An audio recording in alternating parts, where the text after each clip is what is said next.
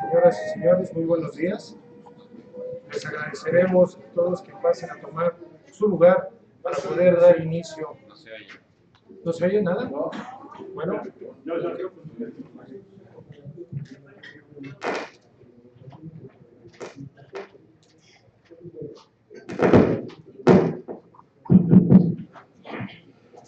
Bueno, muy buenos días, nos da mucho gusto recibirlos en esta rueda de prensa que tiene como motivo principal presentar este estudio del maestro investigador Pablo Kotler, el primer estudio serio que se realiza en cuanto a la industria prendaria.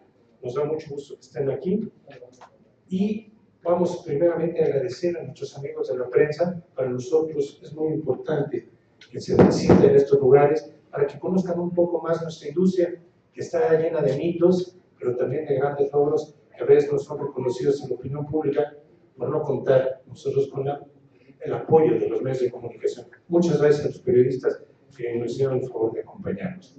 Vamos a tener dividido el día de hoy en dos partes. La primera es precisamente la presentación de este estudio, para lo que el maestro Pablo Kotler nos invitó el día de hoy.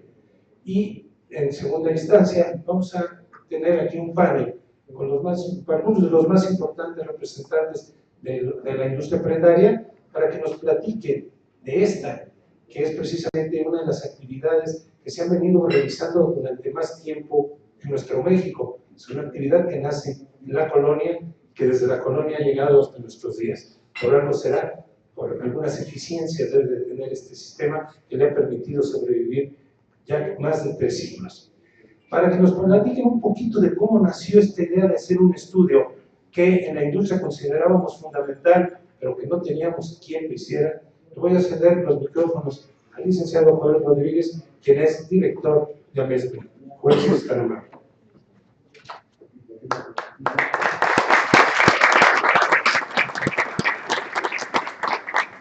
Muy buenos días a todos, señores, bienvenidos a esta introducción al evento de la presentación del estudio del préstamo prendario en México.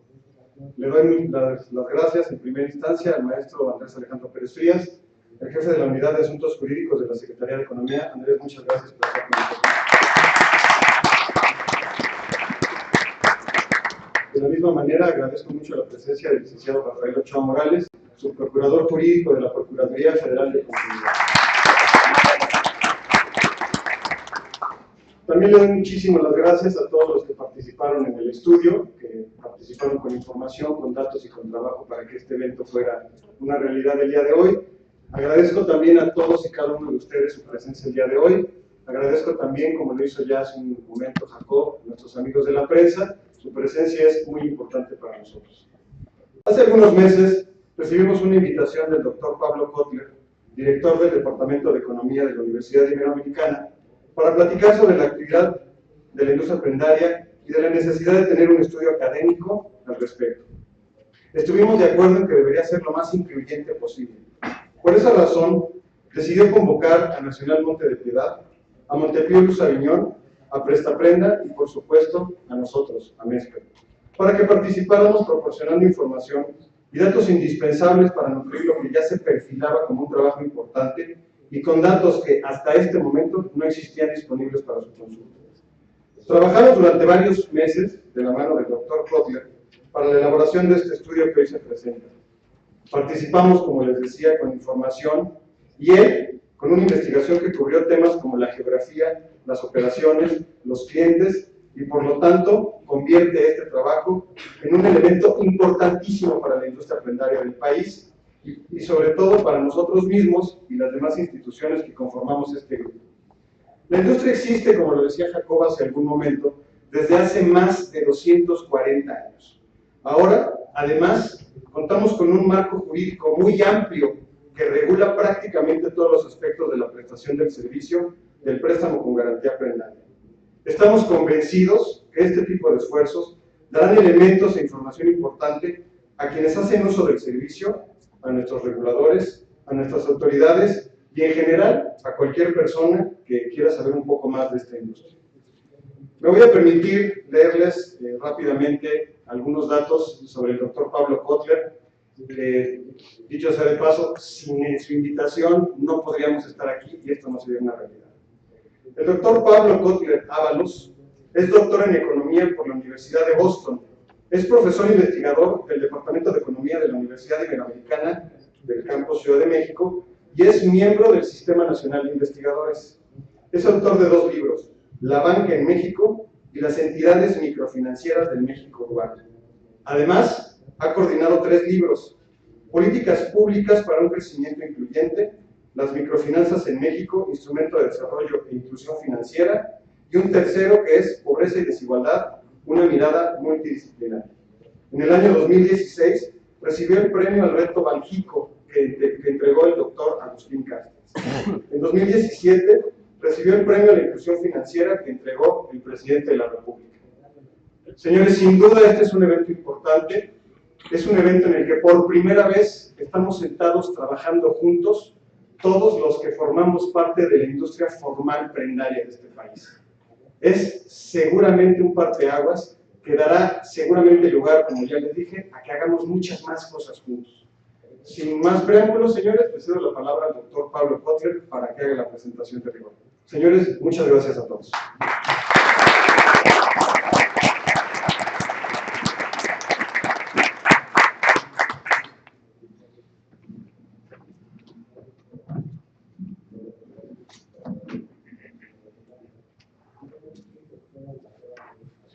Muy buenos días. Creo que se me escuchan, ¿correcto? ¿Sí? ¿No? Ok, entonces me paro acá mejor. ¿No lo puedes hacer? Sácalo. Bueno, muy buenos días. Antes que nada, quería contarles un poco los orígenes de este estudio. Como bien dijo Joel, yo soy investigador, soy del Departamento de Economía de Ibero y mi tema de investigación pasa básicamente por temas de inclusión financiera. He trabajado mucho en cuestiones de microfinanzas, hace un par de años hice un trabajo sobre crédito a proveedores y todo el mundo siempre hablaba sobre el empeño. Y comencé a buscar información. Traté de ver, bueno, qué se ha escrito. Traté de ver el tamaño del mercado. Traté de entender, bueno, cuáles son las tasas de interés. Y me encontré que no había nada para efectos prácticos. Y entonces, hace ya unos cuantos años, toqué puerta, una persona me contactó con el licenciado Mondragón, y le toqué puerta y le dije, sí, licenciado, yo soy fulano, me encantaría hacer este trabajo sobre esto, creo que sería muy útil por un sinfín de motivos, ¿sí? Y déjeme decirles cuáles son ese sinfín de motivos. Número 1, estamos metidos en una estrategia de inclusión financiera. Estamos buscando incluir a la mayor cantidad de gente a que utilicen productos financieros formales, porque por muchos motivos esto eleva el bienestar de la población. Para tener una buena estrategia de inclusión financiera, si algo se requiere, es conocer los mercados en los cuales participan esas personas que buscamos incluir, número 1. Número 2, si algo queremos también para que haya una inclusión financiera, es que tengamos en general un sistema financiero amplio de mucha competencia. Y para eso también se requiere, obviamente, seguridad y se requiere un marco jurídico adecuado. Entonces, esos eran los motivos que yo en su momento le acudí al licenciado Mondragón, por los motivos por los cuales yo pensaba que sí era importante hacer un estudio. Por distintos motivos se postergó un poco el estudio y finalmente pudimos ya abocarnos a él, pude realmente contar con la anuencia de AMESPRE, contar con la anuencia de otras instituciones que no pertenecen a AMESPRE, porque finalmente lo que yo requería era información que no existe. La única información pública que hay sobre la industria prendaria en el país, para efectos prácticos, es la que puede dar INEGI, que tiene que ver básicamente con dónde están localizados, cosa que también es una información muy útil, ¿sí? Pero nada más. Entonces yo requerí información de primera mano, ¿sí? Ahora, obviamente no solamente me quedé, por favor, de la información, sino que además yo me conseguí prendas y mandamos personas a distintas casas de empeño, simplemente a ver, y empeñamos productos. Y también queríamos ver si nos daban un contrato.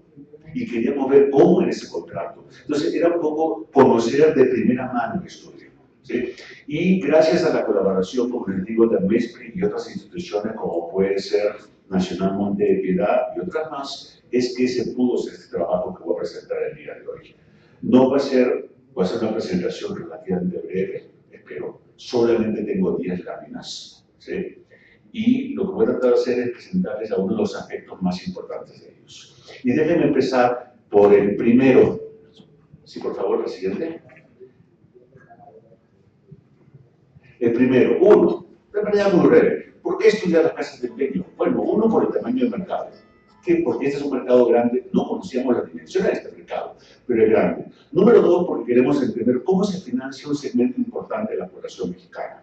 Y número tres, como les decía antes, porque esto pudiera permitirnos lograr una mayor inclusión financiera, realmente entender cómo es que las personas en el país se están financiando sus necesidades y por qué algunos toman un camino con un producto, otros toman otro camino con un producto y como vamos a ver, en este caso son personas que están teniendo un portafolio, que pueden tener tarjeta de crédito, que pueden tener cuenta bancaria y sin embargo recurren también a préstamos precarios. No es una cosa 0-1, sino que son productos que se van teniendo. Entre algunas preguntas que se buscó responder está uno, ¿solamente acuden al préstamo prendario personas que no tienen cuenta en una institución financiera? Dos, ¿solamente lo utilizan personas que trabajan de manera informal? Tres, ¿de verdad cobran tasas de intereses extremadamente altas? Cuatro, ¿enfrentan poca competencia? Y quinto, ¿es solo un mercado de préstamos? Y en esta presentación voy a tratar de abordar todas estas preguntas y hay otras más que simplemente por tiempo no voy a poder hacer. Déjenme empezar un poco simplemente por datos generales. Número uno, según INEGI, hay en el país en el 2016 8.200 establecimientos formales que están en 845 municipios. Además de ello, como pueden ver, hay un porcentaje pequeño de 20% que son informales. En total, como pueden ver, hay 10.000, si sumo todo, hay 10.500 establecimientos formales o informales que dan préstamos prendarios. Simplemente un poco para ponerlo en contexto. En el país hay 13.000 sucursales bancarias. Ya simplemente por ahí uno debería llamar la atención. Tantas sucursales hay de Casa de Empeño. Dos, entre abril 2015 y marzo 2016, y acá sí recurrí entonces a una pequeña muestra de las 18 instituciones que ofrecen préstamos prendarios más grandes del país, todas formales. Estas 18 instituciones ofrecieron préstamos prendarios a aproximadamente entre 12 y 13 millones de personas. Recuerden que hay en el país 78 millones de adultos, así que estamos hablando de una cantidad considerable. Estamos hablando de 13 de 78, es para efectos prácticos la sexta parte, 16%. Número dos, el valor total de todos los préstamos que se dio ese año ascendió a 42.000 millones de pesos. Eso es aproximadamente el 5% de la cartera de consumo de la banca para noviembre del 2016. Nuevamente, no, la banca es mucho más grande, pero en términos de tamaño, este es un sector considerable y que sí debe ser atendido. Y número tres, el valor del préstamo promedio. Los promedios siempre esconden muchas cosas, pero en promedio fue de 1.600 pesos. ¿Sí? Ese es el sector. ¿Cuáles son el perfil así sencillito del típico usuario de un préstamo prendario? Número uno, el ingreso promedio de ese usuario es de 7.000 pesos. De esos 7.000 pesos, el 65% ganaba menos de 5.000 pesos. Número dos, el 48% tenía en cuenta bancaria. Ya con esto ya respondí algo. Espérenme. Eso quiere decir que no solamente atendemos a personas que están excluidas del sistema bancario. No, somos un complemento. Somos complemento o somos competencia, pero la gente usa los productos. Tres, el 30% tenía tarjeta de crédito.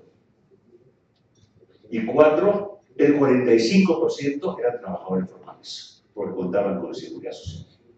Yo no sé ustedes, pero para mí, yo venía con unos ciertos juicios, en el buen sentido de la palabra, y ya simplemente con estos datos, todos estos datos salen de INEGI. ¿Sí? El perfil de usuario es todo de INEGI, ya eso no me llamaron la atención, debo confesar.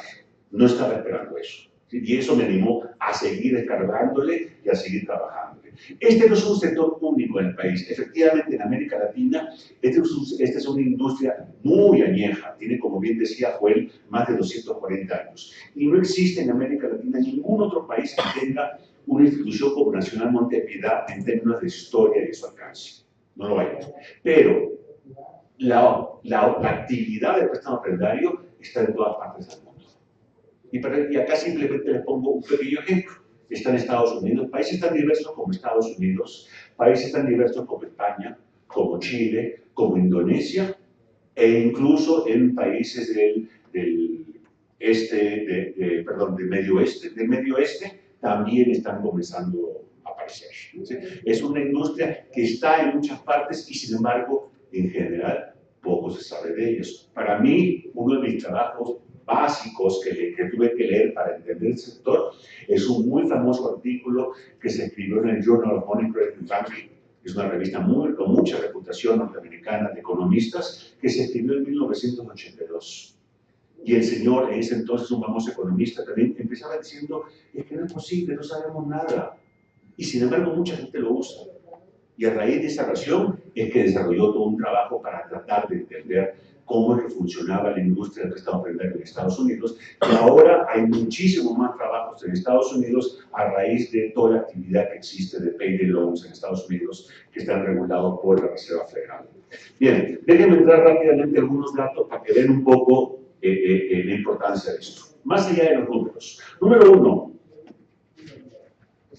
pensamos en préstamos prendarios y comúnmente lo que se piensa es para financiar emergencias. Entonces, la primera pregunta fue, nuevamente, estos son datos de INEGI, ¿cómo se financia un típico mexicano una emergencia? ¿Y cómo entendemos emergencia? Básicamente algo que requiera un gasto equivalente a un ingreso mensual. ¿Sí? Entonces, lo que puse a ver fue, muy bien, vamos a ver los que utilizan casas de empeño o préstamos prendarios. Tengo dos tipos de personas, los que tienen cuenta bancaria y los que no tienen cuenta bancaria. La primera columna lo que me dice rápidamente es, entre los que no tienen cuenta bancaria, dígame cómo financiarían una emergencia. ¿Pueden ver la respuesta? El primero. La primera respuesta, la respuesta más socorrida, son préstamos prendarios. Ahora me voy, bueno, pues sí, claro, no tienen de otra. Ahora me voy entre los que tienen cuentas bancarias. Y vean que entre los que tienen cuentas bancarias, segunda columna, nuevamente, préstamos prendarios es la primera fuente de financiamiento en caso de emergencia. Pero bueno, tener cuenta bancaria no necesariamente implica que yo tenga financiamiento bancario. Así que lo que me pregunté después fue, y la última columna es, a ver, entre los que tienen financiamiento formal, en caso de una emergencia, que por cierto, seguramente somos todos los que estamos acá, en parte, si tuviera una emergencia, ¿a quién recurriría? Y vean que en este caso, el préstamo prendario cae, pero cae al mismo nivel que el crédito bancario. Es un poco para mostrarles, oigan, sí es un sector muy importante y que sí atiende necesidades que pueden ser muy urgentes para distintos tipos de población. Siguiente, por favor. Ok, este fue un ejercicio, bueno, es un poco más complicado de aplicar esto acá, pero fue tratar de pensar, a ver, ¿qué probabilidad, qué hace que una persona sea más proclive a usar un préstamo prendario que otra?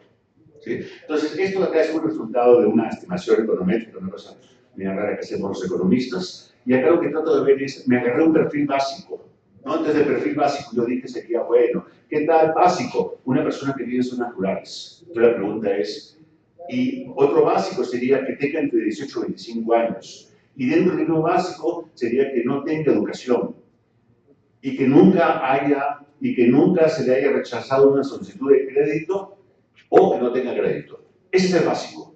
Y entonces comencé a preguntarme, ¿y qué tal se difiere? Para intentar entender qué pasaría. ¿Sí? Entonces, a modo de ejemplo, por ejemplo, algunas cosas le van a sonar, tienen mucho sentido común. Obviamente, entre zonas urbanas y zonas rurales, pues sí, el simple hecho de vivir en zonas urbanas hace que la probabilidad de que vaya a acceder a un préstamo prendario suba. Hay muchas teorías para esto, pero era cuestión de comprobarlo con los datos. La edad, por ejemplo, la edad en términos generales, comparado con la gente que tiene 18 o 25 años, si yo tengo entre 46 y 55, mi probabilidad es 0.5 puntos porcentuales mayor. Pero si tengo más de 56, mi probabilidad cae. Y acá tiene que ver con ciclos de vida, con toda serie de fenómenos. Si solamente, déjame ir a la última simplemente, si solamente cuando he tenido crédito, solamente he recorrido fuentes informales de financiamiento, mi probabilidad subiría en 4.3 respecto de aquellos que nunca han tenido financiamiento. Y si tengo solo fuentes formales, mi probabilidad no varía. Pero si tengo ambas, mi probabilidad sube 9 puntos. Es un poco tratar de entender, y también está en el documento, para que ustedes entiendan mejor cuál es el típico cliente que puede acceder a esos préstamos que ustedes están ofreciendo. Ahora, déjenme contarles, la primera parte tenía que ver con la relevancia. Es importante, sí, en magnitud. Es importante, ¿por qué? Porque sí, mucha gente recurre ahí en caso de una emergencia. Y ojo, emergencia puede ser de que no tengo para comer el día de hoy, mi hija se enfermó, o mi nieto tiene su fiesta de 15 años. Es una emergencia, es decir, para que uno quiera. ¿Sí? ¿Cuáles son las características básicas de la mecánica de un préstamo prendario? Y déjenme rápidamente.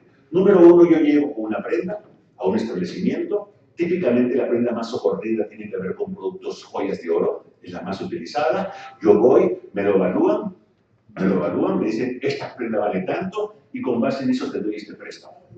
Obviamente el préstamo que me van a dar, pues siempre va a ser inferior al valor de la prenda. O sea, no tendría mucho chiste esto, ¿no? Yo dejaría la prenda y me quedo con el préstamo. Entonces, ese es el aforo. Primera palabrita. El aforo tiene que ver con ese coeficiente entre el valor de préstamo y valor de la prenda que se otorgó. Segunda característica, el plazo. Típicamente lo que sucede en una casa de empeño es que me dicen, yo voy a dejar mi reloj de oro, me dicen que el reloj de oro vale 1,000 pesos, te doy 700 pesos y me lo tienen que pagar. Pero no me dicen, por lo general no me dan solamente una fecha, me dan varias opciones. Y es cuestión que yo coja cualquiera. Que se queda al deudor que coja cualquiera. Entonces ya me están dando el plazo, ya me están diciendo el aforo. Plazo y aforo para un determinado tipo de producto es lo que va en buena medida a determinar la tasa de interés que se va a cobrar. ¿Por qué? Porque la tasa de interés tiene que ver con cuánto tiempo me están prestando, tiene que ver con cuánto me prestaron y obviamente tiene que ver con el valor de la prenda. Si yo estoy dejando una prenda que, pues, en caso que yo no pague y la tiene que revender, si la prenda pues, no se puede revender fácilmente, pues seguramente me van a cobrar mucho. Tiene que ver con qué tan líquida es la prenda. ¿Sí? Entonces, por ahí, por ejemplo, como les decía, fuimos a varias casas de empeño. Yo me conseguí una cámara fotográfica, bueno, muchas cosas, pero entre una de ellas tenía una cámara fotográfica en muy buen estado, pero de las viejitas, de las que todavía con rollo, qué sé yo, pues nunca la pude empeñar. Y estaba bien la máquina. No, pues lo que me decían es sí, pero en caso que algo pase, esto no se vende. ¿Sí? Entonces tiene que ver también con las características de la prenda que uno está empeñando. Y obviamente está el hecho del refrendo. El refrendo tiene que ver básicamente que en caso, por ejemplo, yo empeñé una prenda y decidí irme hasta el plazo máximo, supongamos que fuera 30 días, y en el día 29, pues si no puedo pagar todo, entonces lo que puedo hacer es, déjame cambiar el nombre, reestructurar mi deuda. ¿Y qué quiere decir con eso? Que entonces, llegado el día 29, antes de que venza, pago los intereses que debo, y es como que simplemente, y se quedan con mi prenda, y ya.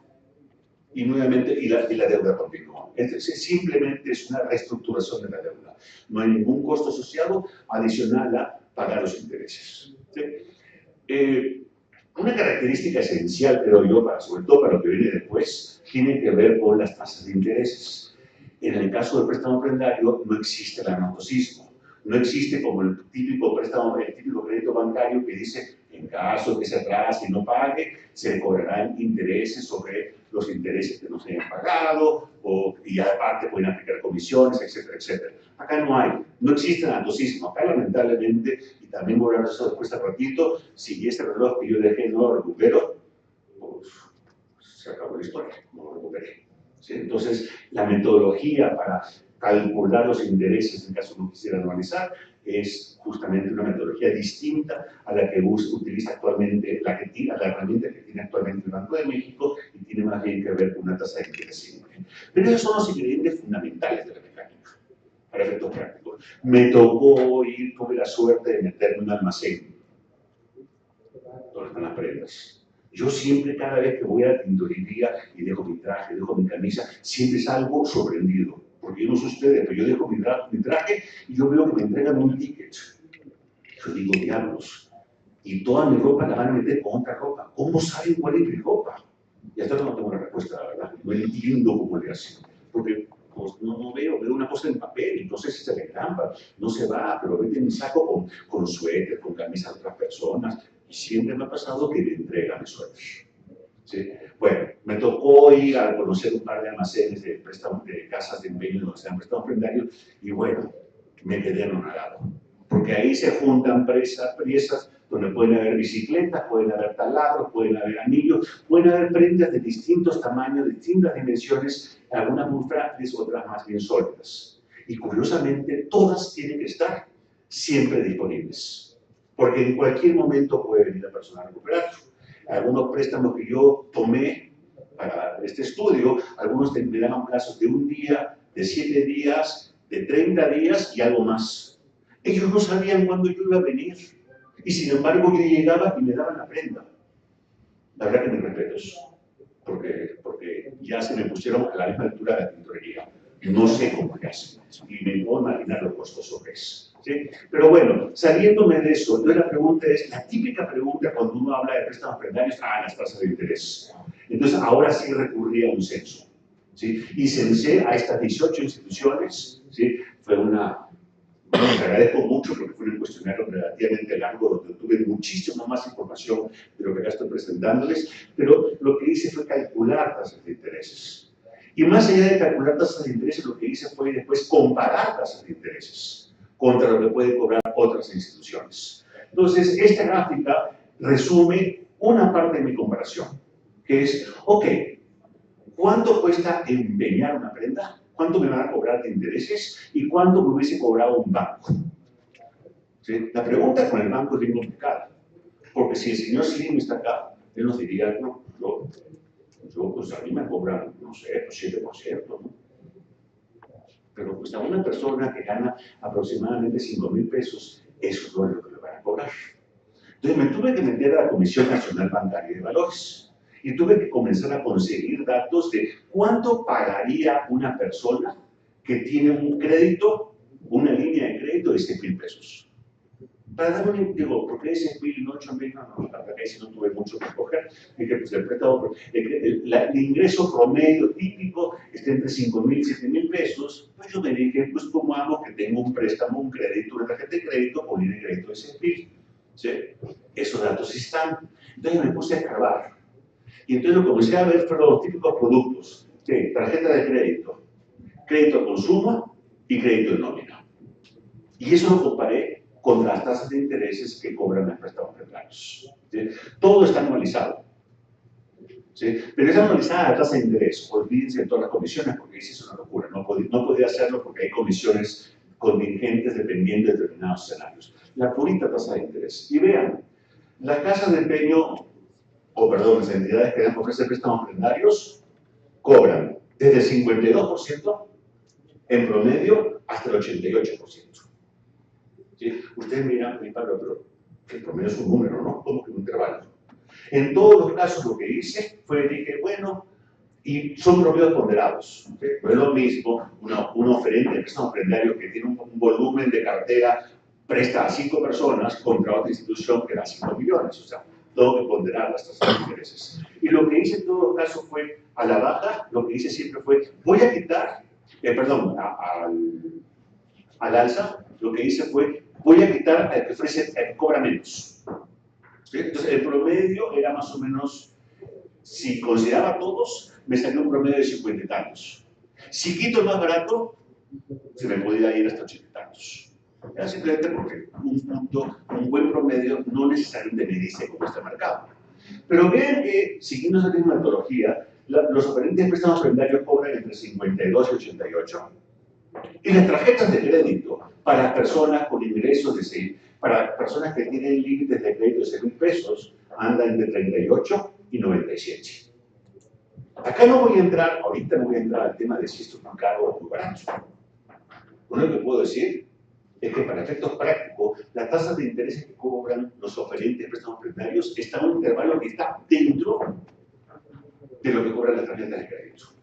Ciertamente, lo mejor es crédito de nómina. Es bien barato. El único problema es que para efectos prácticos, la gran mayoría de mi población pues es informal. Y entonces no puede recurrir a crédito de nómina. Pero ahí está. Si en caso se pudiera, tiene sentido. Y lo que es crédito de consumo está mucho más acotado. Entonces, una primera forma de verlo era así, decir, bueno, ¿es caro? Depende para ojos de quién. Para ojos de muchos de nosotros, pagar una tarjeta de crédito 98%, pues yo no sé quién la tiene, pero yo jamás la tendría. Pero para alguien que no tiene otra posibilidad, quizás no está caro, porque es más caro no tener nada. ¿Sí? Ahora, había otra posibilidad. Esta fue una primera comparación. La segunda comparación que pensé fue decir, ok, ¿y qué tal si no tengo un préstamo prendario? ¿Qué hago en caso de una emergencia? Bueno, yo tengo una cuenta de cheques, yo tengo una tarjeta de crédito, pues me sobregiro, dejo de pagar, ¿qué saben? Todos los meses me llega mi cuenta de tarjeta de crédito, pues no la pago, porque tengo esta emergencia, o me sobregiro con mi cheque. Y ahí sí sale una locura. Porque si ustedes deciden, y ahí sí me metí a datos de la Conducef para ver lo que implicaba, pero si ustedes decidieran sobre no pagar, imagínense que tengan una tarjeta de, sobregirarse con un cheque por valor de 1.600 pesos, la entidad bancaria les cobra 900.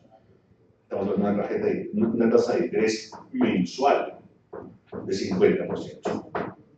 ¿Sí? Y si yo dejara de pagar mi tarjeta de crédito, lo que pasaría es que tendría que pagar por mora 2.900 pesos, conste que mi préstamo fue de 1.600. Yo tenía un saldo en mi tarjeta de crédito de 1.600 pesos, no lo voy a pagar porque tengo esta emergencia y no puedo recurrir a un préstamo arrendario. Bueno, si yo dejo de hacer eso, el siguiente mes el banco me cobra una multa de 2.900 pesos. ¿Recuerdan? Mi deuda era 1.600. O sea, una tasa de interés por encima del 100% en ese mes. Más cargos adicionales. Así que, ¿cuál es la moraleja de todo esto? Si yo no tengo una emergencia y no tengo ya tengo tarjeta de crédito, pues ya estoy en el límite.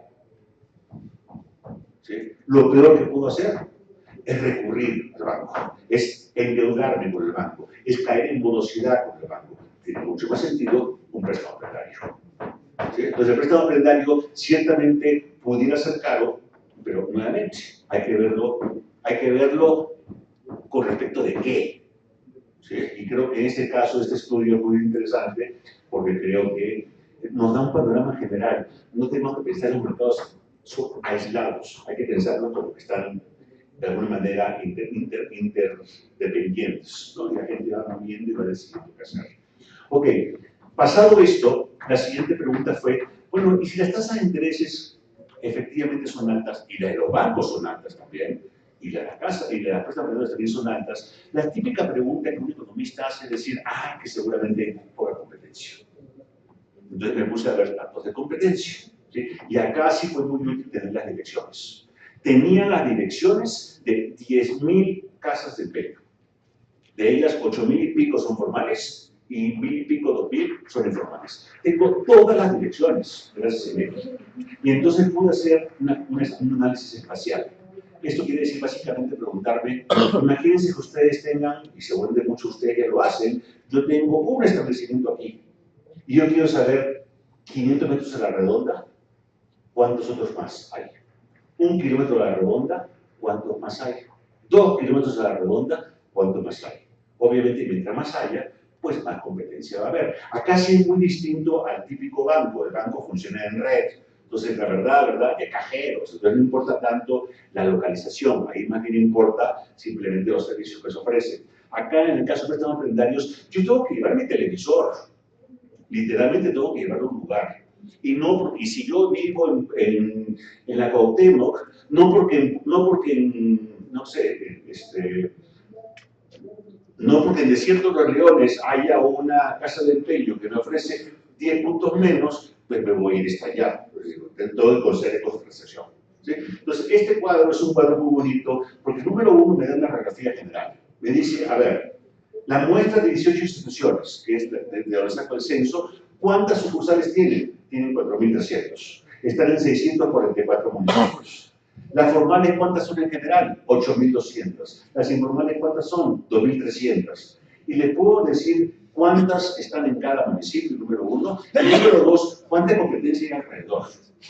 ¿Sí? Entonces, por ejemplo, las 4 más grandes, solitas ellas, perdón, las 4 más grandes, ¿cuánta competencia enfrentan ellas? Las 4 más grandes de nuestra muestra. Ellas se enfrentan en un radio de 500 metros, ellos y 3 sucursales más. ¿Sí? Y obviamente, y eso lo pueden ver, perdón, en la tercera fila, y obviamente si me expando a 2 kilómetros, pues llega a ser hasta 12. ¿Sí?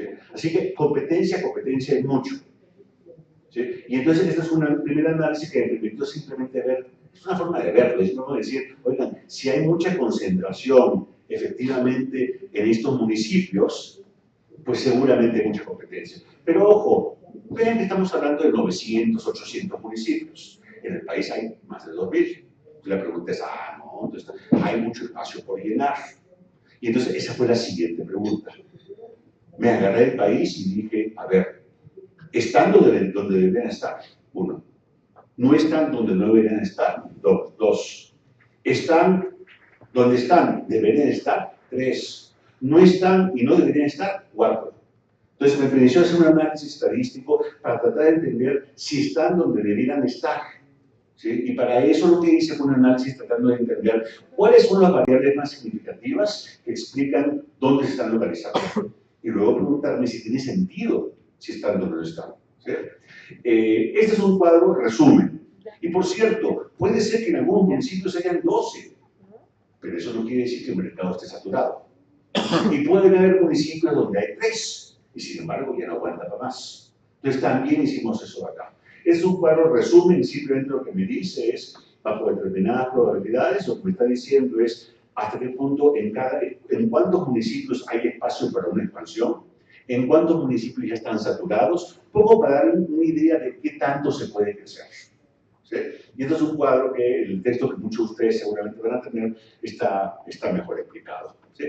Y déjenme entrar finalmente, porque ya el tiempo creo que ya se me fue, a lo que vendría a ser, bueno, este es un mapa que lo que me está diciendo es simplemente, es un mapa, los mapas son lindos, ¿no? Uno lo ve y dice, ¿y eso qué? ¿Cómo se lee eso?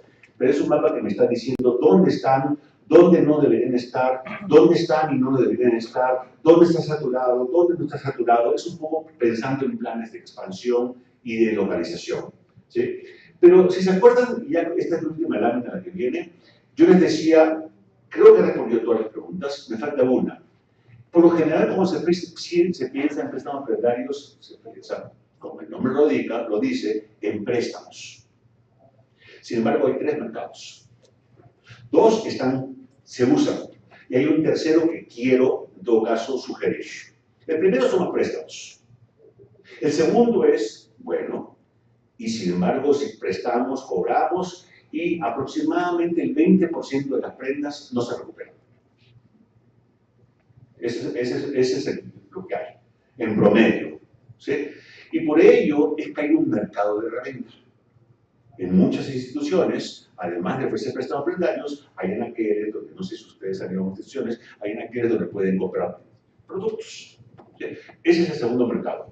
¿Sí? En términos generales, en este segundo mercado hay aproximadamente, como les decía, 25% de las prendas se revenden y aproximadamente 2/3 de esas prendas se logran revender al cabo de 60 días. Pero déjenme irme un poquito más allá. ¿Por qué se compran las cosas? Y acá hay tres posibilidades.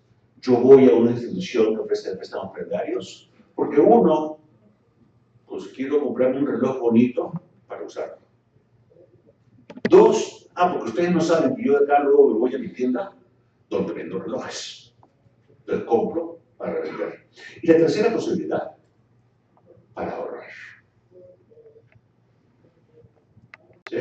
¿Por qué para ahorrar? Sí, porque yo puedo ahorrar comprándome el reloj de oro, y por cierto lo guardo, y en caso necesario, pues puedo empeñar el reloj. ¿Correcto? De alguna manera ese ahorro funciona con una metodología como si fuera una caja de ahorro y préstamos. Porque yo puedo ahorrar y en caso necesario puedo empeñar. Y esto me lleva al último punto. Si algo falta en México es que la gente ahorre más. Eso es parte, en cierta manera, esos son los objetivos de la inclusión financiera. Queremos que la gente ahorre más. ¿Sí? Y la gente ahorra, por cierto. Solo que, ¿cómo ahorran? Ahorro un reloj, ahorro dinero y claro, lo pongo debajo de la cama, ¿no? Y lo escondo. Pero claro, después lo que pasa es que se enfermó mi ahijado se enfermó y no sé, lo más fácil para mi hermana es decirle, oye, Pablo, préstame dinero porque yo sé que tú tienes. O de plano, de repente, un día ya no está el dinero. Entonces es un ahorro muy riesgoso. ¿Sí? Y simplemente lo que quiero ofrecerles es esta idea. El precio del oro. Esta es la tasa de variación anual del precio del oro. El precio del oro fluctúa mucho, mucho. ¿Sí? Pero déjenme decirles, esta es una gráfica que va de 2001 al 2016. Me pude haber ido a 1980 si ustedes querían. No, hay que simplemente decir, agarro todo el siglo XXI. El rendimiento del oro en términos reales, esto es descontada la inflación, fue del 10% anual. Anual. 25 años. En promedio para los 16 años. Claro que hay caídas, sí, por supuesto. Pero en 16 años, en promedio anual, fue del 10% real.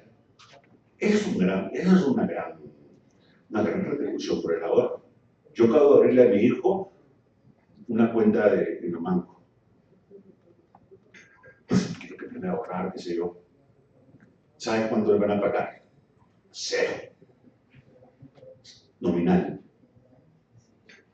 Esa no es una institución bancaria que esté enseñando a los chicos a ahorrar. Porque mi hijo nunca va a ver que su dinero se multiplica, aunque sea 10 centavos. Ni le voy a mencionar la inflación. Pero yo creo que para un niño de 12 años, ver que él puso tanto dinero, y un año después tiene más, ya de por sí es bonito, pues no lo va a ver. ¿Sí? Lo que ustedes hacen, lo que estoy diciéndoles no lo pueden hacer todavía.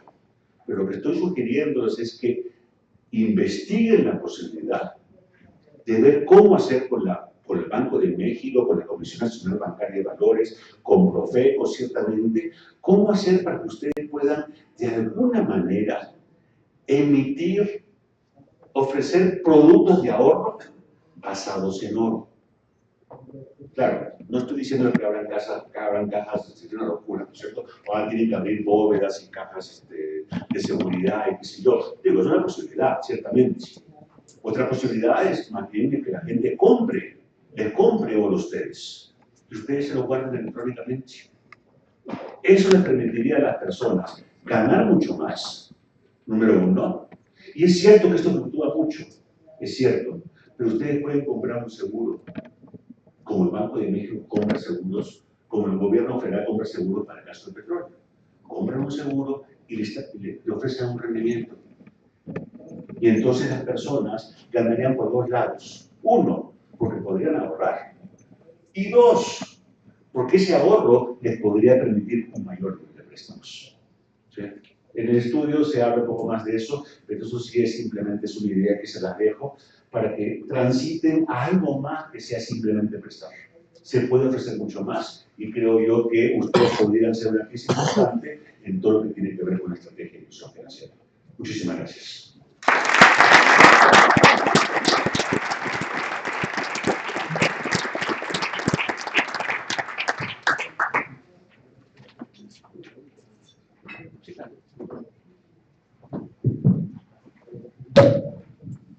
Bueno, señores, muchas gracias. Le agradezco muchísimo al doctor Pablo Kotler su intervención. Al final de la sesión les vamos a dar un correo electrónico a donde van a poder mandar un correo solicitando el estudio completo. Nosotros les vamos a proporcionar a vuelta de correo la información completa, no solo estas láminas. Estas láminas las utilizamos simplemente para fines de practicidad, para que se pudiera hacer la presentación. Sin embargo, ya hemos platicado con el doctor Pablo Kotler, les daremos una dirección de correo electrónico, ustedes nos mandarán ahí una solicitud y nosotros les enviaremos el estudio completo. A continuación, antes de una ronda de preguntas y respuestas, le vamos a pedir al maestro Andrés Pérez que nos dé unas palabras. Después de la intervención del maestro Andrés Pérez, vamos a tener una pequeña ronda de preguntas y respuestas que le podrán hacer directamente al doctor Pablo Kotler. Entonces, le pido por favor al maestro Andrés Pérez, por favor, que nos acompañe, señor.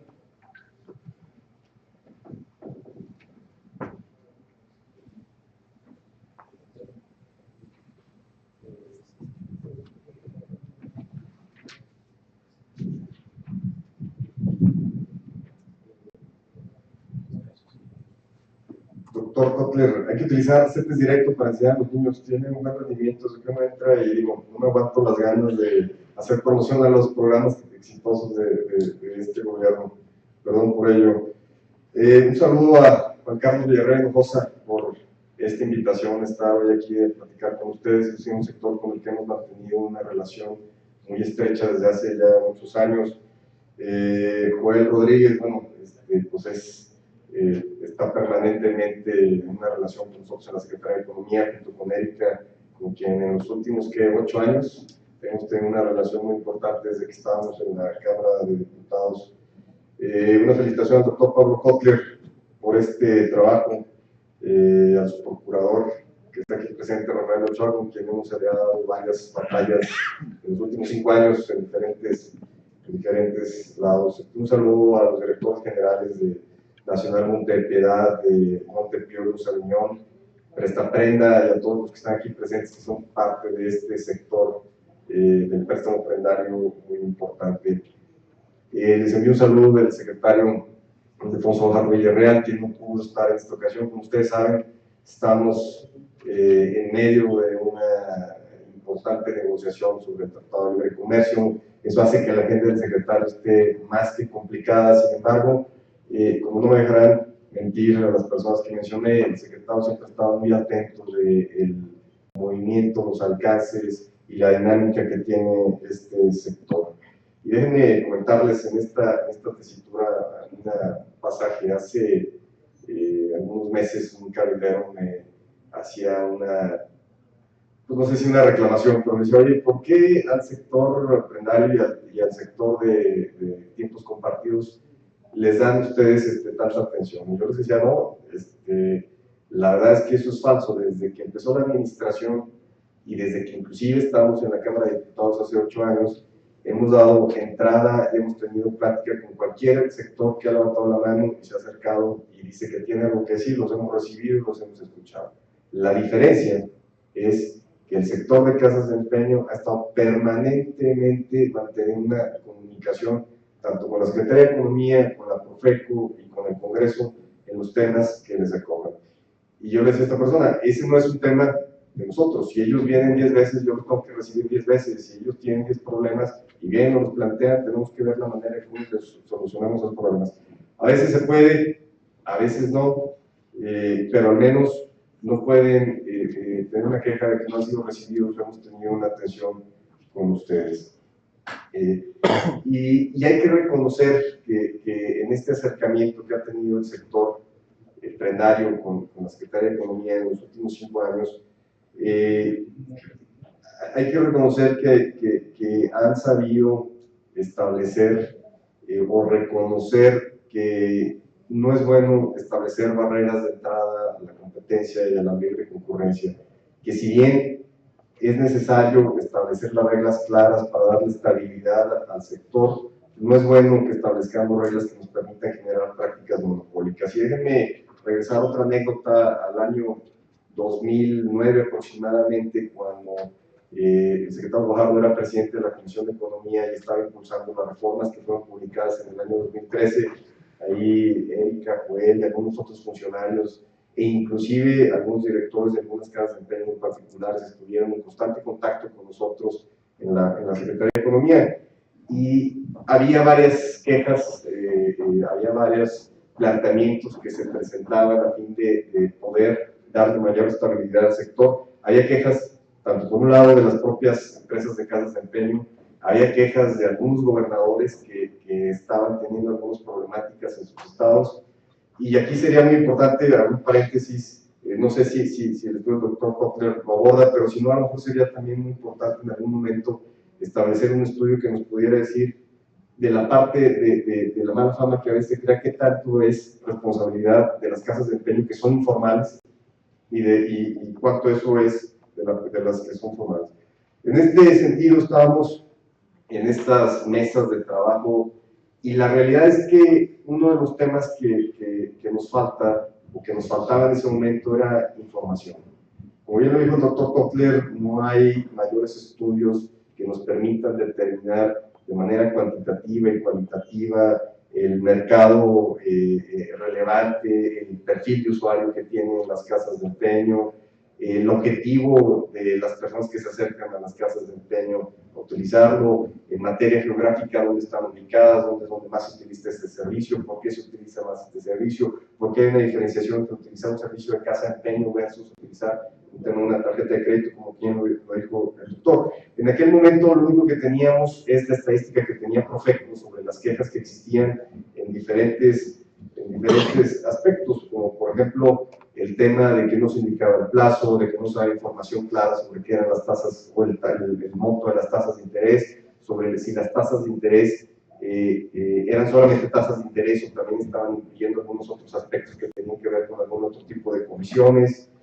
el tema de los contratos de adhesión que no estaban exhibidos,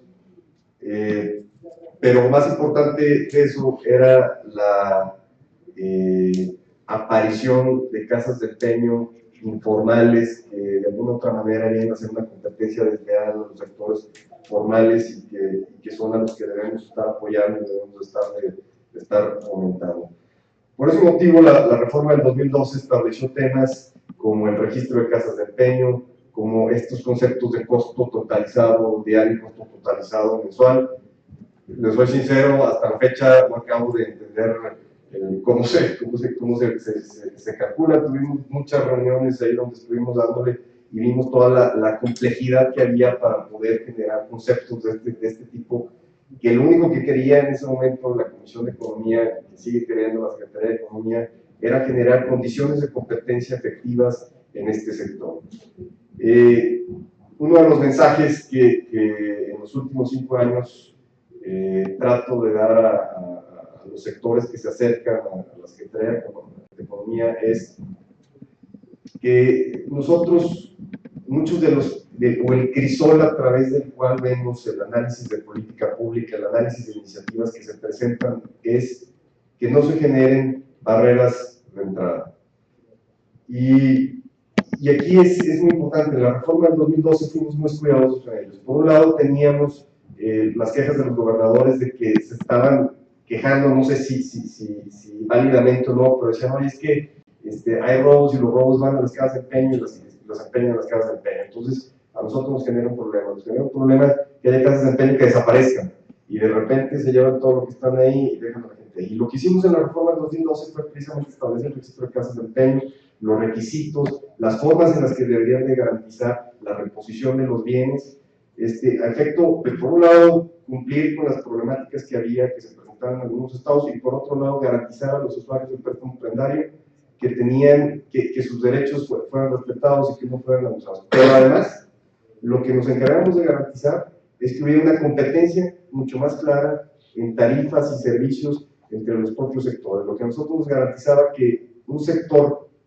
que tradicionalmente no tiene acceso al crédito bancario, que utiliza este tipo de financiamientos a efecto de cumplir con algunas de las problemáticas que ahorita lo que escuchaba el doctor Kotler es urgencia, es uno de los principales usos que tiene el crédito prendario, pueda tener un acceso en este sentido. Desde el punto de vista de la Secretaría de Economía, la visión y la misión es que elevemos la competitividad y la productividad mediante políticas de fomento industrial, comercial y de servicios, como es el crédito prendario, a través del crisol de la mejora regulatoria, de la competencia económica y de la diversificación del comercio. El crédito prendario es un servicio. En la medida en que este servicio lo podemos fomentar y podemos hacer que se expanda en esa misma medida, expandemos el comercio, no porque quien lo use, el crédito prendario lo utilice para aumentar su comercio, sino porque lo utiliza para cumplir con una emergencia que tiene y en ese momento está expandiendo el comercio en otras áreas, lo cual para nosotros es la principal prioridad. Hasta aquí quiero finalizar nada más reconociendo este trabajo, este proyecto. La realidad es que para quienes diseñamos políticas públicas, en mi caso tengo 8 años dedicándome al diseño de políticas públicas y 5 años dedicándome al diseño de políticas públicas y a la defensa de políticas públicas.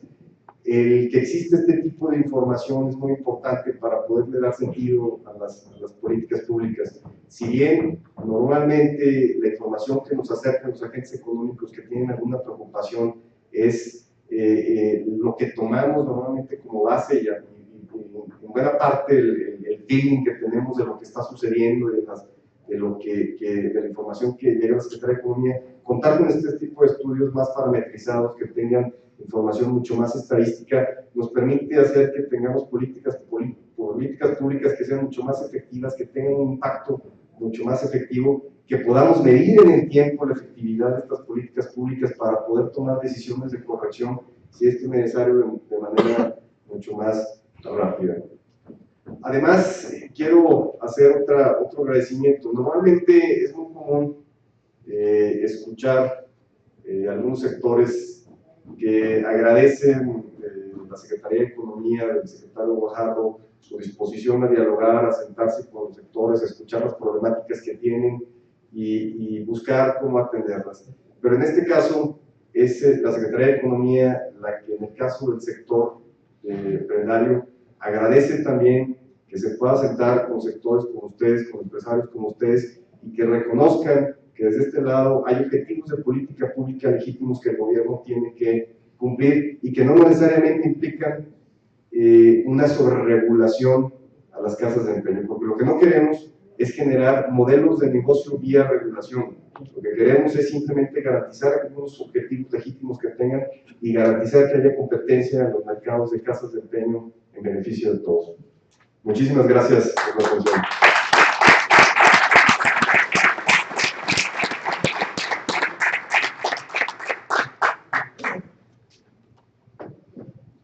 Agradecemos muchísimo la participación y las palabras del maestro Andrés Pérez de la Secretaría de Economía. A continuación, vamos a tener una pequeña ronda de preguntas y respuestas con respecto a la información que se les ha proporcionado el maestro doctor Pablo Kotler. Les agradeceremos, le voy a pedir su apoyo a Jacob Moret, para que levanten su mano quien tenga alguna pregunta para que nosotros podamos pasarles el micrófono y le hagan preguntas al doctor Pablo, a quien le pido por favor que se acerque a este estrado para platicar con ustedes. Adelante, señores, por favor. Bueno, primero déjenme decirles a los compañeros de las casas de empeño que le vamos a dar oportunidad a los amigos de la prensa para que si ellos tienen alguna pregunta, iniciemos con esta sesión. ¿Algún compañero de prensa? ¿No? De nuestras dos mesas que tenemos. ¿No hay ninguna pregunta para el doctor Kotler? Bueno, entonces abrimos la sesión, por favor, para los que son los compañeros de las casas de empeño. Muchas gracias. Buenos días a todos. Jesús Ramírez. Doctor, no viene en el estudio, no sé si exista una perspectiva de costos. Es decir, me quedé pendiente de ver si en términos de costos de operación, dijiste muy bien el tema de los almacenajes, etcétera, si en términos de costos por prestar créditos de promedio 1,600 pesos, hay una relación con respecto, por ejemplo, a los costos que tiene un banco para prestar, y entonces pudiera haber ahí una perspectiva de competitividad. Y el segundo, que a mí no me queda claro, es, siendo esto un servicio que le presta 13 millones de mexicanos, cerca de 13 millones de mexicanos, se entiende en las condiciones más vulnerables, y en la perspectiva de una política pública de bancarización, si es que lo hubiese, ¿cuál es la legislación al respecto? Es decir, yo he tenido experiencia de que probablemente en términos de costos, el hecho de que un municipio cierre empresas, genere condiciones particulares de necesidades, digamos, con esa acusación de que se venden cosas robadas en las casas de empeño, de repente cierran esas condiciones, no hay una legislación hasta donde yo entiendo general en el país que pueda darle a este negocio una competitividad. Quiero pensar en esa propuesta que tú haces de prestar en oro, imagínate, con 20 sucursales cerradas en distintos municipios del país, al no existir a quién recurrir, pues a mí me parece que en términos de competitividad no es viable, y los costos en ese sentido, por falta de una legislación adecuada, podrían afectar entonces la competitividad de este negocio de 240 años a 13 millones de mexicanos y probablemente más. Sí, me parece un freno a la competitividad en términos de costos y una serie de inseguridades que tiene el negocio. Competitividad en una palabra. A ver cómo está ese tema, no lo vienen. Sí, bueno, de manera breve, ciertamente hay muchos costos que se incurren. Mencioné obviamente el costo de almacenamiento. Obviamente otro costo muy importante tiene que ver con el costo de capacitación laboral. Es decir, ¿se acuerdan de mi famoso reloj? Entonces tienen que saber si el reloj efectivamente está bañado de oro o es de oro. Entonces tienen que tener técnicas para conocer el valor de esa pieza. Y obviamente, y otro tema muy importante tiene que ver con tratar de identificar y tener técnicas para identificar cuando las prendas son ilícitas, por ejemplo. Todo eso pasa por capacitación y es un costo muy elevado. Ciertamente la regulación también implica costos y los costos van a variar dependiendo obviamente del tipo de regulación municipal, estatal que se esté poniendo, y también varía seguramente por municipios y estados. Entonces todo eso, la verdad, es un tema que quise abordarlo, quise medirlo, pero era muy complicado. Porque había algunas actividades, me di cuenta que de repente los dirigentes o los principales dueños de casas de empeño, algunas actividades metían este costo, lo metían en este cajón y otros lo metían en otro cajón. Entonces se me hacía muy difícil poder comparar, número uno. Y número dos, también fue por el hecho de que traté siempre que pude que todos los datos que me dieran los pudiera verificar. Y este era un dato que no podía verificar. Entonces, la verdad, por eso no lo pude abordar. Lo otro, ciertamente, que sí se menciona, y el licenciado lo mencionó muy bien, creo yo, es la necesidad de contar con unas reglas de juego claramente establecidas. Eso creo que le da más certeza, en primer lugar, al usuario, y en segundo lugar a los gerentes. Es decir, eso es muy importante, como imagínense que para los bancos pues hubieran legislaciones de repente en Coahuila que se les ocurra una legislación y en Chihuahua otra y de repente en tal municipio de Mérida se les ocurra otro, sería una locura. ¿Sí? Entonces, dado el tamaño del sector, ciertamente se vuelve muy importante que haya una legislación única, que de alguna manera eso para ustedes, los gerentes, les da certeza de hacia dónde pueden ir y qué no pueden hacer. Por eso yo mencionaba en el caso del oro, yo decía, acá ciertamente no pueden hacer nada hasta que no toquen puerta con los reguladores y que les den permiso de hacer eso. Y ciertamente no va a ser fácil, pero yo creo que dada la meta que se tiene por delante, es una cosa que sí vale la pena explorar, creo yo. Pero ciertamente tiene que haber una legislación nacional. ¿No? ¿Y cuál es el costo de que no haya una legislación nacional? Lo que sí se sabe por experiencia internacional, en este caso de Estados Unidos, es en aquellas entidades federativas con Estados Unidos en donde pusieron, por ejemplo, topes a las tasas de interés que podrían cobrar, o de repente han puesto tamaño del préstamo que se puede otorgar. Lo que se sabe, y hay evidencia empírica para eso ya publicada y todo, es que eso sí reduce la oferta. Y lo cual no tiene nada de especial, es un tema que siempre se ha hablado, por lo menos por entidades financieras, se sabe perfectamente cuando se ponen topes, eso restringe la oferta y entonces pues también estamos dejando al usuario mal parado. ¿No? Esas son las respuestas. ¿Alguien más?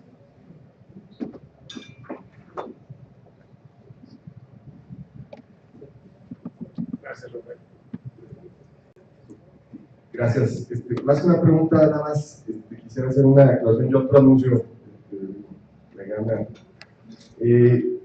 Sé que una preocupación también del sector penal es el tema de las regulaciones municipales y locales, que actualmente son diferenciadas, aún y cuando es un acto de comercio, y prácticamente la única regulación que debería haber es en el Código de Comercio, o la regulación que existe en la Ley Federal de Protección de los Derechos de los Consumidores. Y lo que quería anunciarles es que esta no es una problemática nada más del sector penal, es una problemática que estamos enfrentando en muchos otros sectores al momento de la apertura de empresas, para muchas cosas. Esperamos, y lo puedo decir abiertamente, en los próximos días seguramente el presidente de la República va a presentar ya la Ley General de Norma Regulatoria, la propuesta de Ley General de Norma Regulatoria, que esperemos podamos tramitarla de manera rápida e importante, y creemos que este va a ser una de las guías que nos van a ayudar a darle salida o solución a estas problemáticas que enfrentan muchos de los sectores industriales y de servicios en el país. Ahí lo que les vamos a pedir es que nos apoyen a acompañarla lo más rápido posible para que su proceso sea muy rápido en el Congreso de la Unión. Gracias.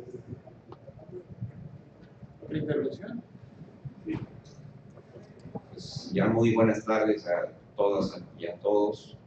Felicitar a esta iniciativa, a MESPRE, a Luz Aviñón, a Nacional Montepiedad, a Presta Prenda, y obviamente al doctor Pablo Kloster por este estudio tan formal, tan bien realizado.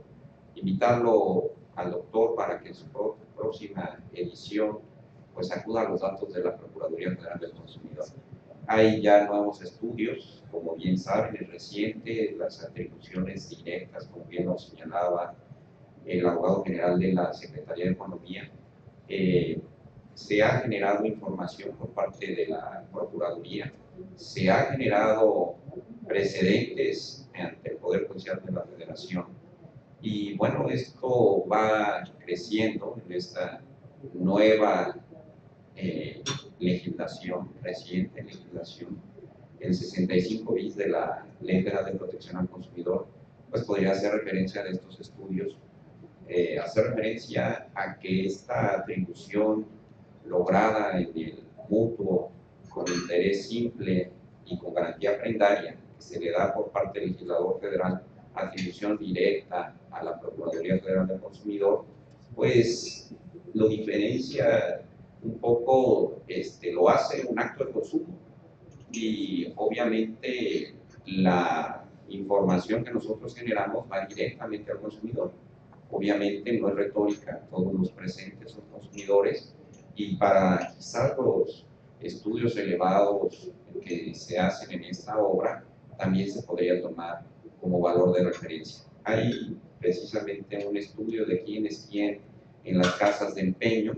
Nosotros, la pregunta directa, doctor, es cómo se catalogó por parte de ustedes, o la referencia de INEGI, la diferencia del establecimiento formal con el no formal, porque nosotros ciertamente a la fecha tenemos en el registro público de casas de empeño registradas aproximadamente hasta el día de hoy 6.800 casas de empeño, en la cual da certeza y seguridad jurídica a los consumidores, en el sentido de que van a encontrar un contrato de adhesión debidamente registrado y una casa de empeño debidamente registrada, independientemente de las legislaciones locales que tienen reservado precisamente a los establecimientos mercantiles, a las licencias de funcionamiento de los establecimientos mercantiles, y no como se tenía referencia en los códigos civiles de este contrato de mutuo, que era relacionado precisamente con una relación privada exclusivamente. Esto se ha modificado, y obviamente también algunas legislaciones locales han legislado en materia de casas de empeño, lo que ha generado alguna problemática también. La figura jurídica sigue siendo privada. En los años 90 la Corte, como bien lo lo refirió, el pacto de latrocinio lo prohibió para las cuestiones de derecho privado. En el caso de cuestiones mercantiles, pues lo permitió, así dijo que era legal para quienes se rigen en materia como un acto de comercio. Y bueno, para no aburrirlo sería cuanto hasta ahora. Bueno, simplemente para ser breve, yo considero que este es el primer estudio, pero quiero decir, no que sea el primero, pero quiero decir que tiene que haber muchos más estudios, ¿sí? Y yo, mi idea fue siempre desde el principio, esto tiene que ser una punta de lanza para que vean, esto es lo que hay, y creo que falta responder 1, 2, 3, 4, es decir, hay posibilidad para muchos más estudios y ciertamente será muy rico poder contar con la información que ustedes puedan tener para esos trabajos, ¿no? Es decir, lo que esperaría y quisiera es que no solamente, obviamente, legisladores y funcionarios en general lo pudieran leer, sino déjame ser un poquito más egoísta, que el mundo académico se conozca. En el mundo académico, para efectos prácticos, no se conoce este mercado y está muy mal. Y yo creo que es muy importante conocerlo. Entonces yo estoy viendo el trabajo como eso, tratando de poner un anzuelo para que le digan que está mal por esto y esto y esto, está bien por esto, te faltó esto. Eso es lo que yo quiero escuchar y solo dar pie a que todos podamos conocer más este mercado. Simplemente para responder la pregunta del número, lo que yo hice ahí fue, INEGI tiene una cosa que se llama Directorio de Estadísticas de Unidades Económicas, si les recuerdo, de NUE, ¿sí? Y ahí uno puede entrar y puede ver todo el listado. Como les digo, están las direcciones. Entonces, ¿cómo identificar formales e informales? Básicamente, número uno, obviamente la primera forma, porque no existe, no dice, no recuerdo qué día formal o informal, pero claro, Casa de Empeño Don Panchito, bueno, no, o sea, era un poco al ojo, ¿no? Entonces, obviamente identificamos todas las sucursales y todos los establecimientos de las instituciones que conocíamos, que sabíamos, ciertamente las que estaban participando en el estudio, que fueron muy amables en proporcionar la información, y muchas otras más que el nombre ya lo teníamos identificado. Entonces, ¿por qué esa discrepancia que nosotros tenemos hoy? Tenemos 10.000 establecimientos, como les digo, 2.000 y pico son informales, pero tenemos 8.000 informales, y estos son datos del año 2016. Sería bueno, no sé, la verdad, ahí sí no sé decirle cuál es la respuesta, sería bueno de repente INEGI en el momento de levantar la información, pues es lo que tenía, y de repente como ustedes levantaron la información, después ya vieron la depuración, no lo sé sinceramente, pero ciertamente se presta para una mejor geografía, para un mejor estudio. Muchas gracias. Buenas tardes, Toribio García de Dinero Bank. Dos preguntas sobre el estudio de préstamo prendario. La primera es si en el contenido ya a detalle del estudio se contempla el comportamiento por producto de los diferentes productos que se aceptan en las casas de empeño. Y la segunda es si dentro de este estudio también se contemplan las tendencias hacia adelante sobre este mercado. Datos sobre el tipo de productos, sí los tengo, pero no están en el estudio. ¿Sí? Efectivamente es una industria relativamente heterogénea, es decir, algunas instituciones aceptan más fácilmente prendas de oro, generalmente es lo más utilizado. Hay algunas que de repente usan coches, es decir, es variado. Y sí tengo una base de datos que me permite decirle por tipo de producto cuánto se prestaba, cuántas instituciones eran, no cuántas personas, pero cuántas instituciones participaban en esos productos, la importancia de las carteras en cada uno de los productos. El motivo por el cual no lo pongo en el estudio es porque lo que sí hice fue firmar una carta de confidencialidad. Es decir, ustedes no van a poder identificar en el estudio a ninguna institución en particular. Haberlo hecho como usted pensaba, que yo también en su momento también dije, caray, esto es lo que es interesante, implicaba violar esa confidencialidad. Entonces no lo hice. Por eso todo el estudio es inagregado. Y cuando pongo ejemplo, pongo institución A, B y C. O sea, como diciendo, acá no quiero poner el apellido. ¿Sí? Lo segundo, con respecto a las tendencias, es una pregunta complicada. Este es un sector que se ha desarrollado mucho, que todavía da para más. Lo que uno puede ver en todo caso es lo que ha pasado, por ejemplo, en el caso de Estados Unidos, a modo de tendencias. En Estados Unidos el sector sigue siendo muy importante. Según el Pew Institute, aproximadamente 12 millones de adultos norteamericanos recurren a préstamos prendarios, ¿sí? A pesar de que ahí la inclusión financiera es mucho más alta que acá. Pero también lo que ha pasado ahí es que el producto prendario ha evolucionado. En el caso de Estados Unidos ya no es una prenda. En el caso de Estados Unidos ya es un cheque posfechado. Para que vean que es una gran diferencia con lo que tenemos nosotros. Y en el caso de Estados Unidos, la Reserva Federal de Estados Unidos y lo que vendría a ser la Profeco norteamericana están medidos y lo regulan, ¿sí? Y también tienen problemas similares a lo que tenemos acá, que es que las entidades federativas en Estados Unidos también tienen la potestad de poner sus propias normas. Y eso también genera algunos problemas. Pero lo que sí es cierto es que en Estados Unidos está mucho más desarrollado y hay muchos trabajos al respecto. No me atrevo y no me atreví a hablar de tendencias en México porque, número uno, los datos que yo tenía eran para un punto del tiempo. Los datos que yo tengo para ese punto del tiempo, vaya uno a saber si es parte de una tendencia o de repente estaba muchísimo más alto que lo normal o muchísimo más bajo. Es una foto, simplemente. Pero nuevamente, es una buena pregunta. ¿Qué va a pasar en el futuro? ¿Hacia dónde va la inclusión financiera? Y lo que sí sale del trabajo es que tendemos a pensar que la gente o tiene una cuenta bancaria, o pidió préstamo a una microfinanciera, o tiene un préstamo prendario. Y la verdad, la gente lo que tiene es un abanico de posibilidades. Y van jugando con ese abanico. Y hay veces que toman un producto por acá de una institución, una SOFOM, o de repente de un banco, o de repente de una caja, y juegan. Entonces, todo lo que podemos hacer nosotros, como que estamos buscando la mayor inclusión financiera, es elevar la frontera de posibilidades. Darles la mayor posibilidad, la mayor información posible, darles la mayor certeza posible, y al final del día es cada persona la que va a decidir cuál es tu canasta más, la que tenga más sentido para tus necesidades, tus intereses y tus preferencias. Esto es lo que podemos llegar en el periodo, por favor.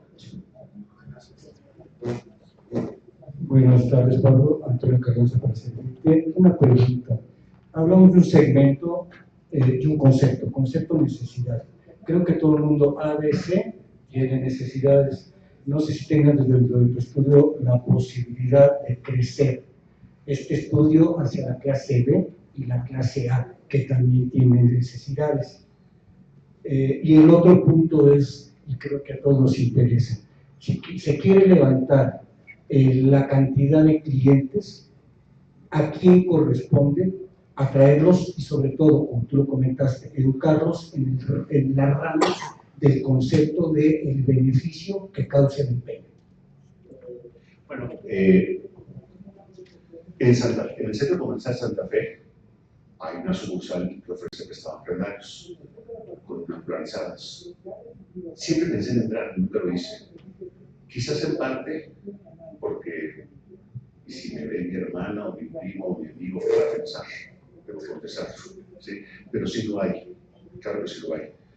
Hay casas de subasta que creo que incluso aceptan prendas y dan una especie de préstamo prendario. Entonces, mucha gente por muchos motivos tiene necesidades. Hay personas de nivel de clase A, por así decirlo, que sí hay veces que recurren a un préstamo prendario, aunque parezca mentira, prefieren un préstamo prendario a que la gente sepa que requiere un préstamo.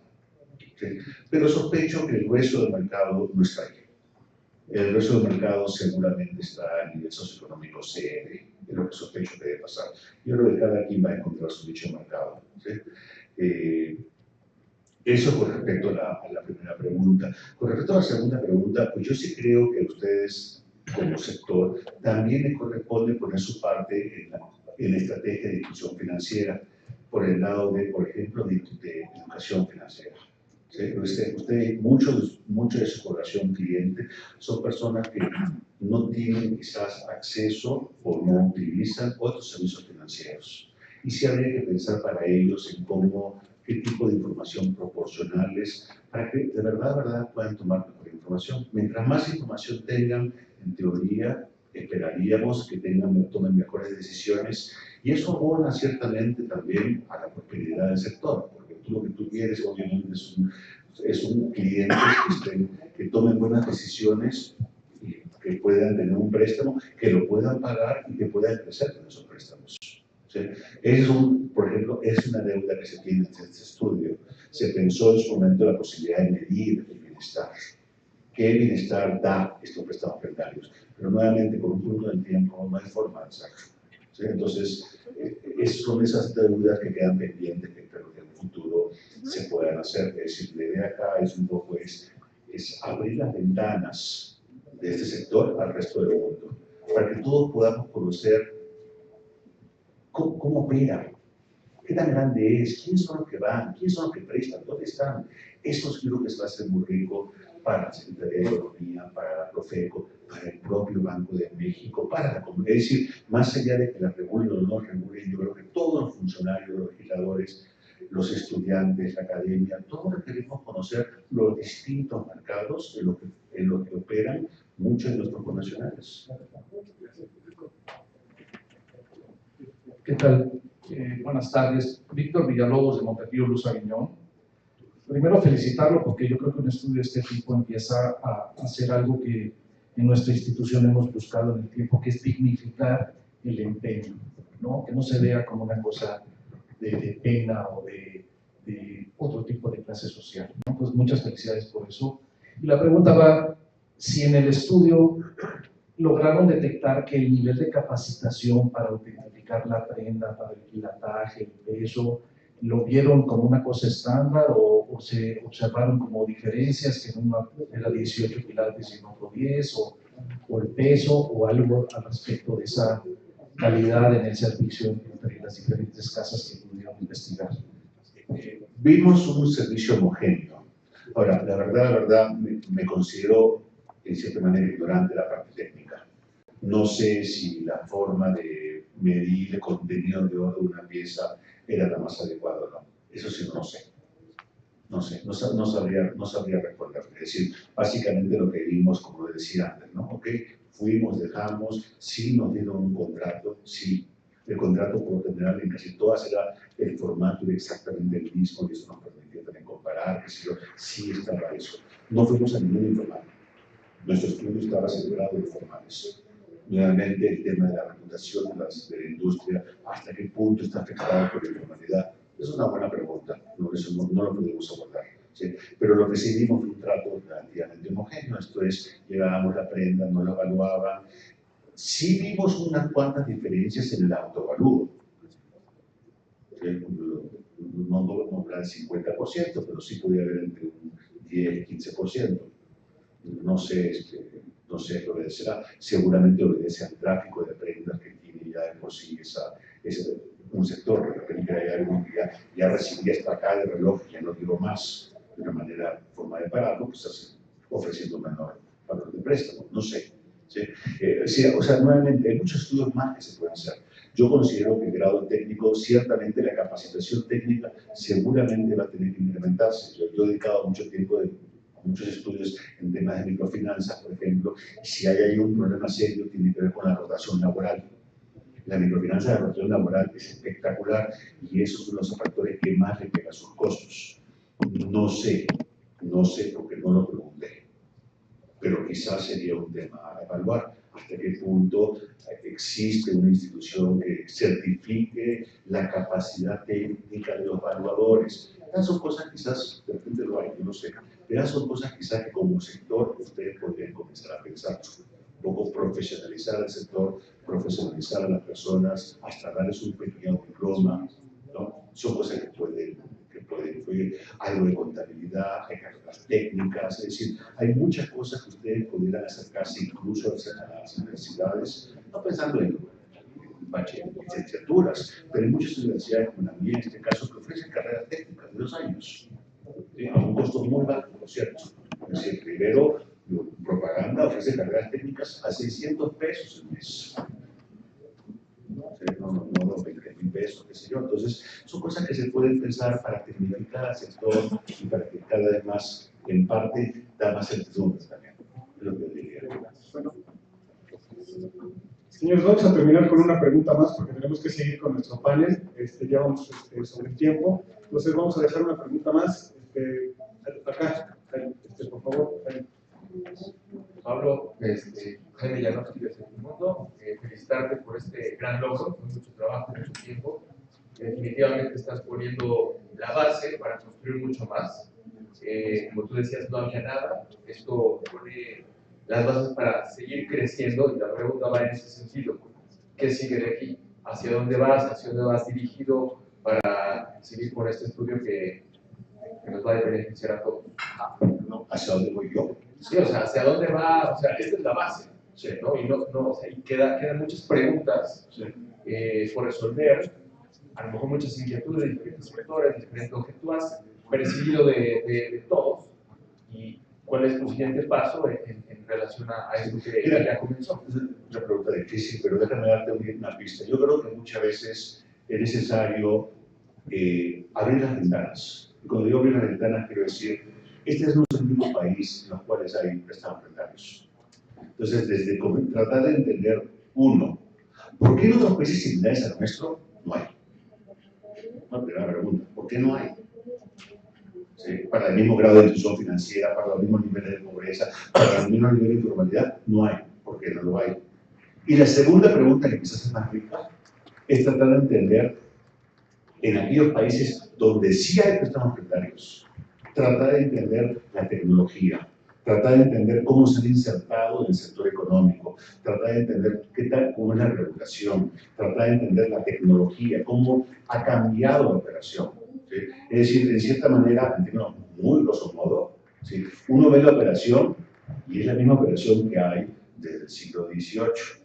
Pero, déjame dejarlo como crítica, es como yo cuando doy clases, pues sí, mi gran avance tecnológico respecto al siglo XVIII es que yo uso pizarrón blanco, ¿no? Pero todo lo demás es igual, también está mal. Entonces, es comparar, pues es ver, o sea, yo sí creo que tenemos que dar, yo creo que el sector da para mucho más para el mercado. Y yo creo que se trata también de aprender de otras experiencias, de otras partes del mundo, para hacer entender qué se puede replicar y qué pasos no hay que seguir. ¿Sí? Yo me iría por ahí. Es lo que a bote pronto lo que se me ocurre. Le agradecemos muchísimo su presencia al doctor Pablo Costa en la ronda de preguntas y respuestas. Muchísimas gracias. El doctor Costa, por supuesto,